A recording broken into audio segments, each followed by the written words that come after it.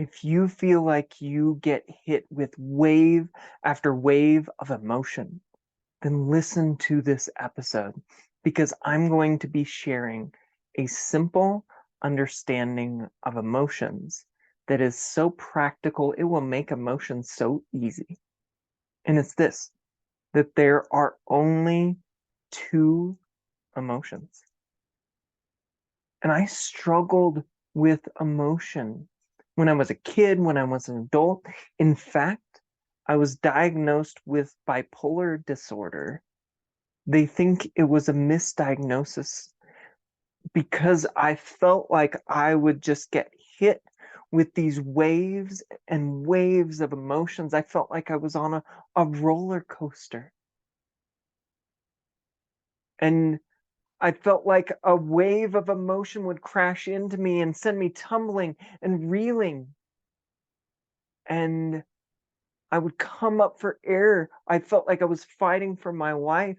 I would break the surface only to be hit with another. And now I kind of feel like I'm cheating. I feel like I'm in a kiddie pool. I really do. I feel like I can see the emotions coming and they're not scary anymore. And they look scary from far away, but when they get here, I know where they're coming from. And they're coming from these two emotions. This is the Rich Life Realization Podcast, where we explore the richest life possible. You have a rich life all around you, and you might not be noticing it. Today, we're going to be talking about an understanding of emotions that will help enrich your life. And the two emotions, and this was inspired by a coaching session that I was listening to with Dick and Bettinger. And I've added a little bit onto it.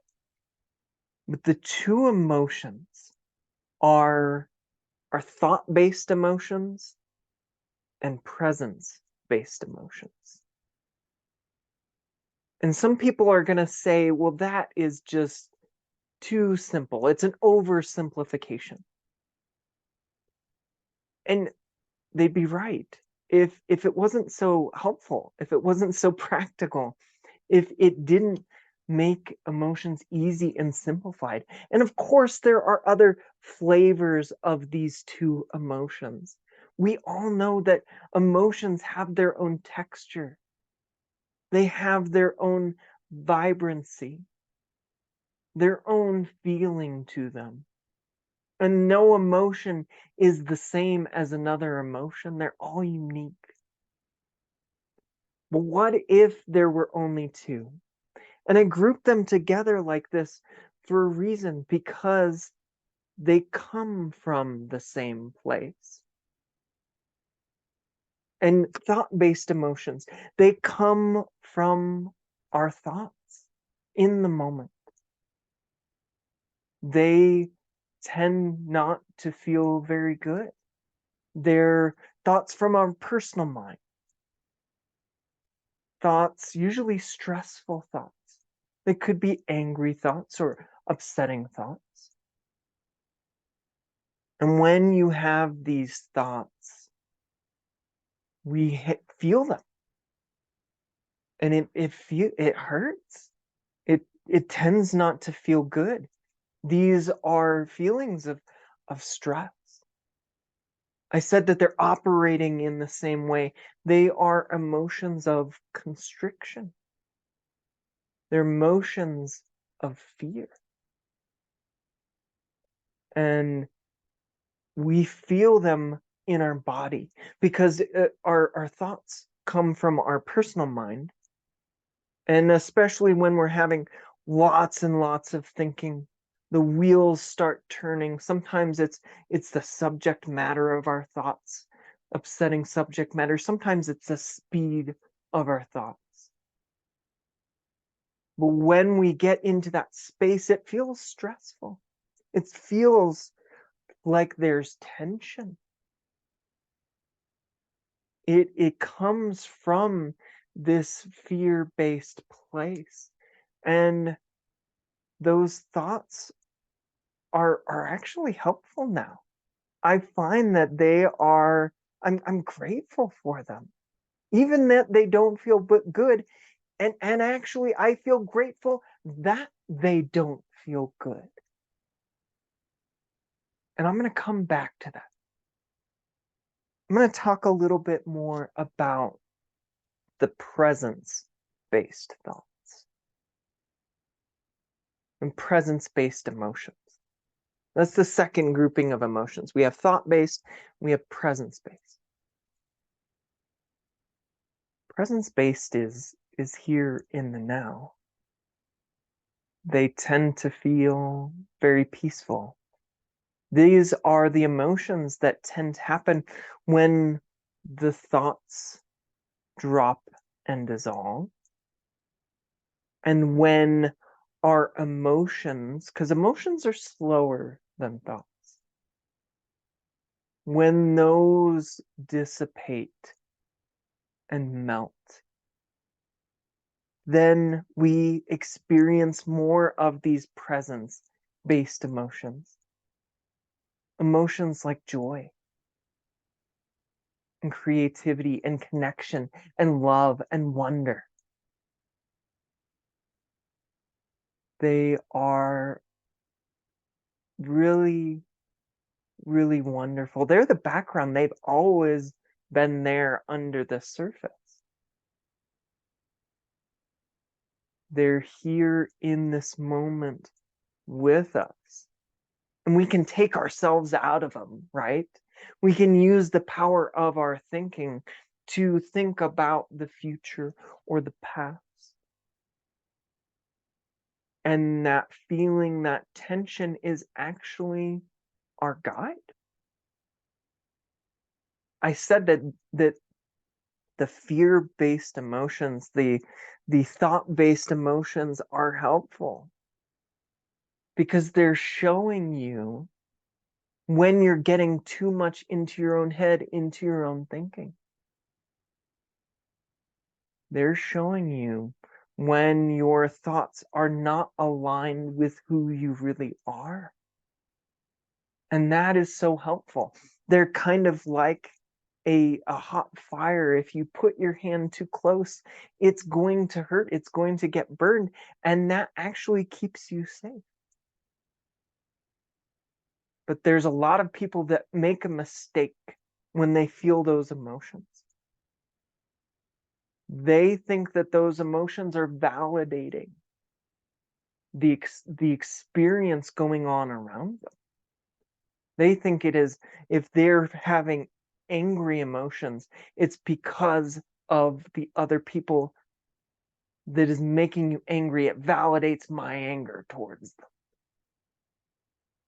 But it doesn't. It's only validating your thoughts. That's why they're thought-based emotions. They're validating the thoughts. They are saying, this is how that thought feels right now in the body.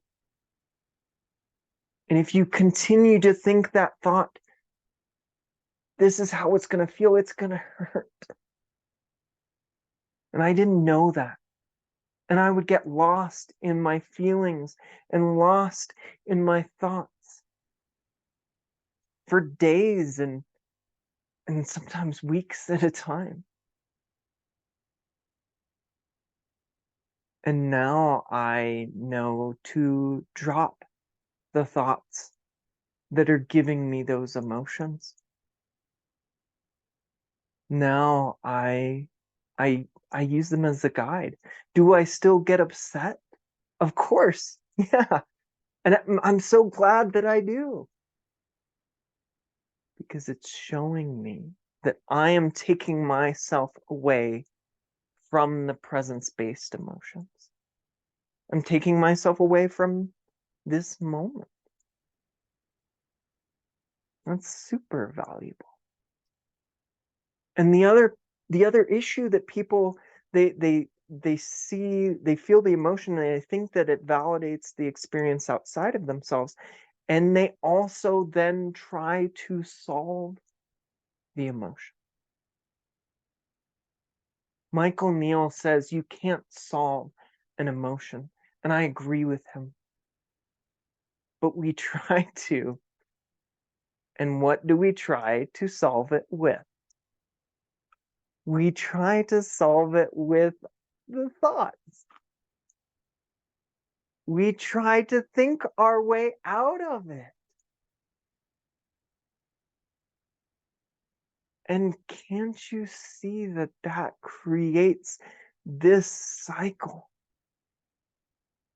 It perpetuates the feeling thought system, that there's this feedback loop now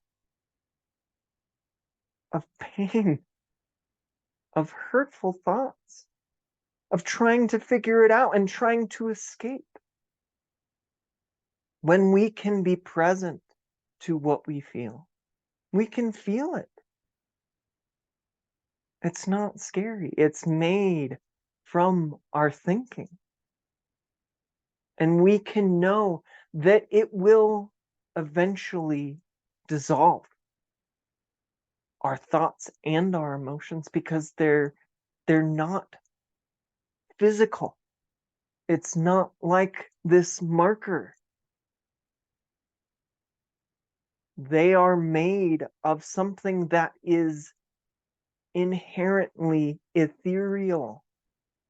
And it can feel real, absolutely. It can feel so real. And you can be in that hurt, but it can dissolve in an instant because it's just made of energy in our minds and in our bodies.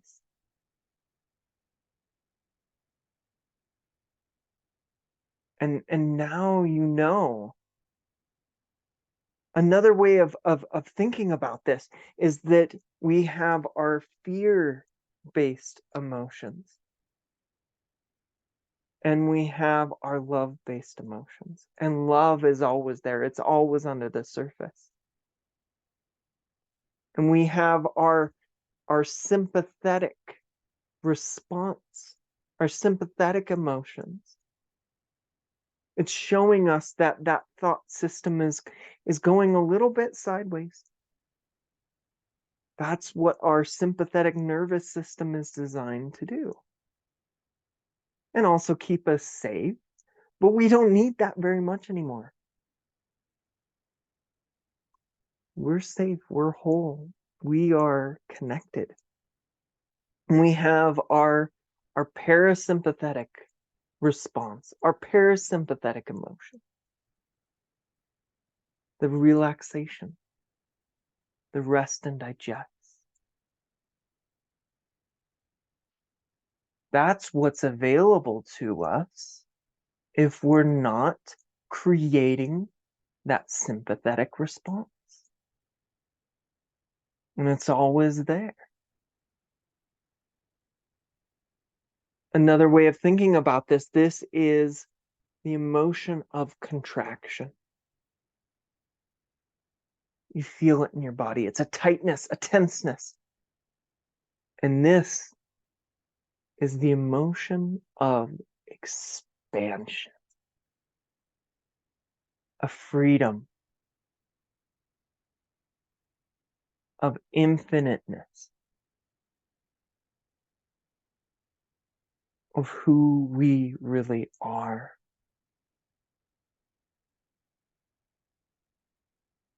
We are expansive. Isn't that amazing? Except for when we're not. Except for when we get lost in the power of our own thinking and we hurt ourselves with the power of our own thinking. And all we have to do is see where it's coming from. See that it's made of thought. And then let it drop. Just like you hold on to something, and it takes energy to hold on to it. And when we release, it just falls out automatically. When we let go of the thought, we just don't realize that we're holding on, that we're gripping so tight. And there is a trust that we can develop that eventually we're just going to get tired of squeezing so hard, and it's going to hurt, and it's going to cause us discomfort, and eventually we're going to have to even take a rest. And we'll come back to our center ourselves. We'll come back to that presence-based emotions.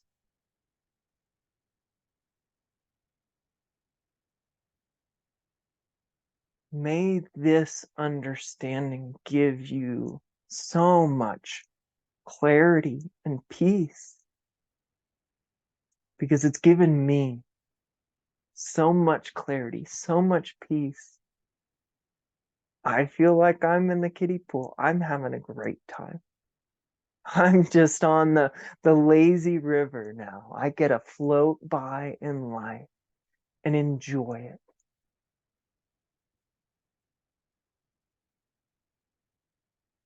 I don't have to be in that raging sea of emotion.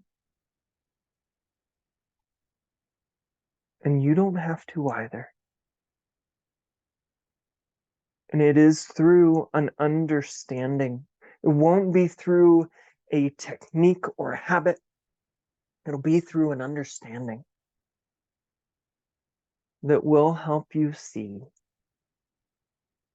how emotions and thought work in our lives.